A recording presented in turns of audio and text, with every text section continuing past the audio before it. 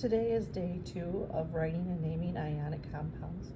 We're going to begin with a short warm-up, reviewing the idea of what ionic compounds are compared to covalent compounds. So question number 1 asks, which of the following are ionic compounds? Circle all that apply.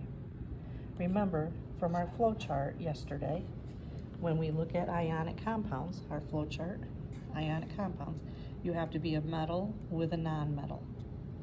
So when I look at the formula of nitrogen and 3 chlorines, I look up nitrogen on the periodic table and I have mine color-coded as a non-metal, and since it starts with a non-metal, this would be covalent. I look up hydrogen on my periodic table.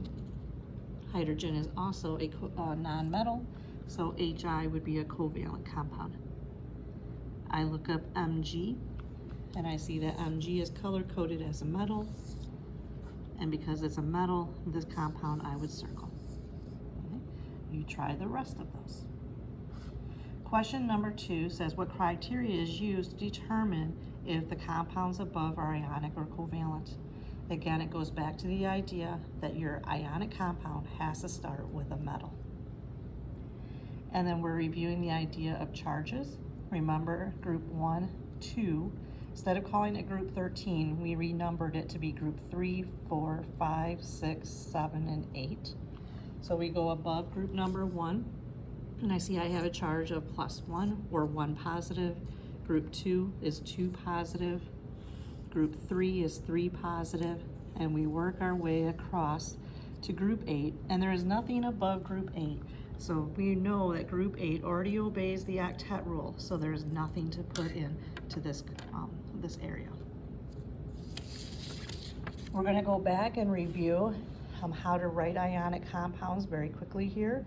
Remember yesterday we talked about once we identify that we have a metal with a non-metal, our metal has to have a positive charge and our non-metal has to have a negative charge. Once we identify the charges, we follow rule 1 or rule 2. So we're going to go into our textbook to page 209. And on page 209, we see there's a practice set. And first I'm going to ask kids to write the formula that would occur between each of these charges. Then we're going to go back and we're going to review the idea of how to write and name ionic compounds. Okay. So remember, the first name stays the same, but if it's a D block metal, we have to use our Roman numerals, but no Roman numerals are used on zinc or silver because zinc is always 2 positive and silver is always 1 positive. The ending for the element, for the monatomic ion, always changes to IDE. So when we look at question 1A, we have the 2 positive with the 1 negative. We are going to have to follow rule number 2, which says we're going to have to drop and cross. So our formula here is going to be CuBr2. When we get ready to name this compound, we recognize that copper is a D block metal and it has more than 1 possible charge. So remember from yesterday, if we go to our multivalent metals down here, copper has more than 1 possible charge. So it was either a +1 or a +2. And my textbook says I'm using a 2 positive. So I have to write it as copper, Roman numeral 2, bromide.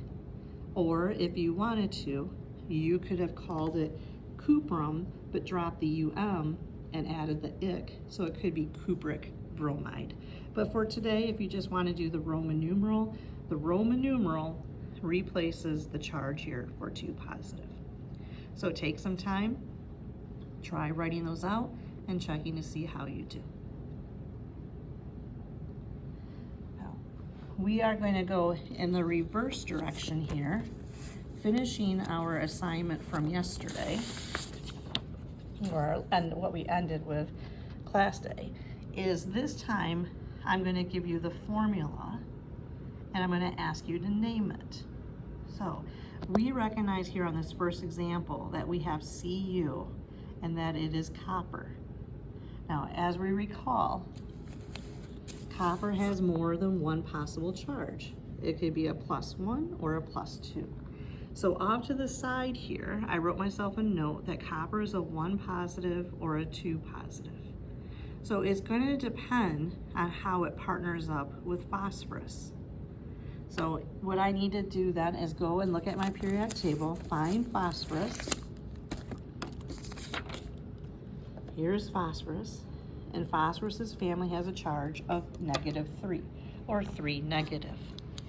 So I can look at my options here. I can do my copper 1 positive with phosphorus 3 negative, or I could have copper 2 positive with phosphorus 3 negative.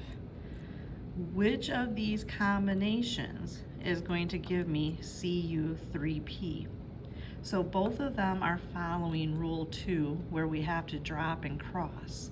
So when I drop and cross this guy, I'm going to get Cu3P1, which is what this is. If I did this one, it would be Cu3P2, and that doesn't match. So when I go to name this guy here, I'm going to call this copper, and I'm going to use the 1 positive here. I'm going to put Roman numeral 1, and phosphorus becomes phosphide. Right. I did the same thing with PBS. PB is lead. Lead has more than 1 possible charge. Lead could be a +2 or a +4. So I wrote those 2 options over here. So it's really important that I know what sulfur's charge is. So I come up here and I find sulfur. Sulfur has a charge of 2 negative. If I put Pb2 positive and S2 negative together, the charges are going to cancel and it's going to give me PBS. If I combine these 2 together, it is not going to give me that. So my answer here is going to be lead. The charge I used is 2 positive, so I need Roman numeral 2, and sulfur becomes sulfide. I do the same thing for iron. Iron could be a 2 positive or a 3 positive. So it's important that I know what oxygen's charge is. I find oxygen, it's a -2. So I'm going to partner these guys with O2 negative. Which combination is going to get me to Fe2O3? Well, if iron's a 2 positive and oxygen's a 2 negative, they cancel. That is not that. So that means it has to be iron as a 3 positive and oxygen as a 2 negative. When I drop and cross, I get Fe2O3. So I come in here and I write iron. I used Roman numeral 3 and I have oxide. And here I have Ag. Now, Ag only has 1 possible charge. Remember, it's a D black metal, but I had you write in that silver's only a 1 positive. So there's no Roman numeral, it's just the naming system. I put my metal in, keeps its name, and I change the ending to IDE. So silver chloride. I'm now going to have kids go back to page 209 and take a look at question number 2. All right, so take some time, pause it here, right, see if you can get the answers that are in the text. All right, we are now going to finish the rest of our ionic flow chart today. And so the last thing we have to add in here is this box right here. Yesterday we talked about monatomic ions, change their endings to IDE. We said that this is about elements on the periodic table. But polyatomic ions are clusters of elements. Okay, they're clusters of elements. And if you're a polyatomic ion, your name is going to stay the same. So in the front of our notebook, we have all of those polyatomic ions. So knowing how to name them is going to be important. So I have a sheet here, so I have to flip back and forth. Okay.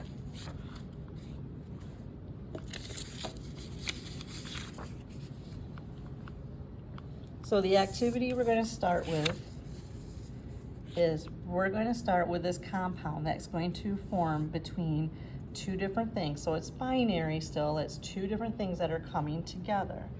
And we see that I have Ca2 positive, which I know is calcium, the calcium ion. And then I have CO3 2 negative. You have carbon and oxygen. That's two different elements together. We consider that to be a cluster. That means it is a polyatomic ion. And I can come over to my chart of polys. Since it's a 2 negative, I'm going to go to the list that says charge of 2 negative, and CO3 2 negative is carbonate. So underneath here, I can write the name of this guy. My metal stays the same as calcium, and my choice here is I know that my metal, the first name stays the same as calcium. Calcium's not a D block metal, so I don't have to do any of this. But when I go to name my non-metal here, it's carbon with oxygen. It's a cluster of different elements together, which is my poly. And so I'm going to use a polyatomic ion, the name stays the same. So the name according to my polys is carbonate. So the name of my compound here is calcium carbonate. Well, for my formula, I'm looking at the charges. I have 2 positive and 2 negative. So I have my positive followed by my negative. I have 2 positive with 2 negative, so the charges are equal. So that means that the charges cancel, and that's going to give me a formula of CaCO3. Now number 2, I have potassium ion, K1 positive. And again, I have CO3 2 negative, which I know is a cluster, which I already know is carbonate. So the first name stays the same, is potassium. Potassium is not in the D block. Potassium's here in group 1, so it's not in the D block. I don't have anything to do with this. CO3 is not an element, it's a cluster. So the polyatomic ion name stays the same. So it should be potassium carbonate. Now, my charges here though, 1 positive, 2 negative. They're not equal. They're not equal. So I have to drop and cross. So that means I'm going to have 2 potassiums for every 1 set of CO3.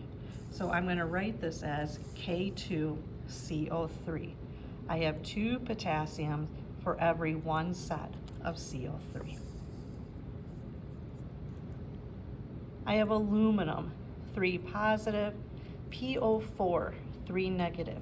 This is phosphorus and oxygen. Again, it's a cluster, so that means it's a polyatomic ion. And polyatomic ion names stay the same. So I have a 3 negative charge, so I come down here for the charge of 3 negative, and phosphate is PO4 3 negative. So remember, the metal name stays the same, so it's aluminum, and phosphate stays phosphate. But here I have a 3 positive with a 3 negative. The charges are equal and opposite, they cancel, and so I write it as AlPO4. I just drop off the 3 positive, I just drop off the 3 negative, and I get my formula. Let's skip down here to number 5. We have Mg2 positive and OH negative. Mg2 positive is magnesium, and we have OH1 negative. Oxygen and hydrogen are 2 different elements, so that means that we are a polyatomic ion, so we have to know what OH1 negative is. And we come over here, find OH1 negative, and it's the hydroxide ion. So the name is magnesium hydroxide. But we have a little problem here because this is a 2 positive and this is a 1 negative. And so we're going to have to do rule number 2. We're going to have to drop and cross. What this says is if I have 1 negative over here, it means I need 1 magnesium. But because magnesium's a 2 positive, it means I'm going to have 2 sets of OH. So when we go to drop and cross, I'm going to need 1 magnesium, but I have to have 2 sets of OH. So OH has to go in parentheses to show that I need 2 of both the O and the H. We can see that again here on number 7.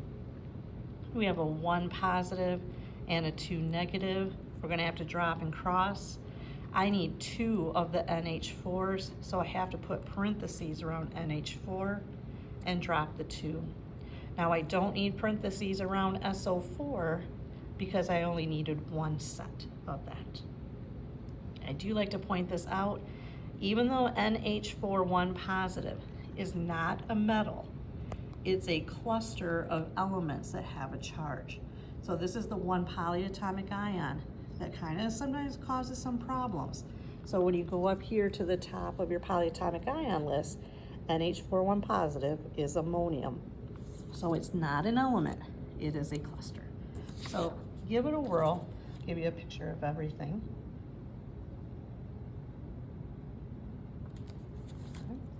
And then once we work through some of those, we're going to go to page 211, and we're only going to look at